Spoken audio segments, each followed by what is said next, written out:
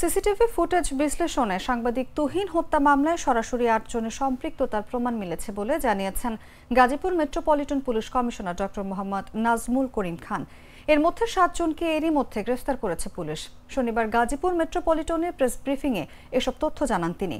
Commissioner Nazmul Karim বলেন, হানি trap চক্রের সদস্যদের অপকর্মের ভিডিও করার কারণেই তুহিনকে হত্যা করা হয়েছে। অতি দ্রুত সময়ের মধ্যেই তাদের বিচার নিশ্চিত করা হবে।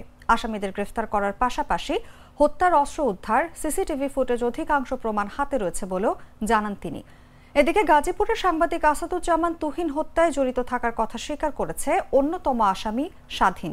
এমনটি জানিয়েছে র্যাপিড অ্যাকশন ব্যাটালিয়ন। শনিবার এক সংবাদ সম্মেলনে গাজীপুর র্যাব ১-এর company commander KM Mamun Khan Chishti এই তথ্য জানিয়েছেন।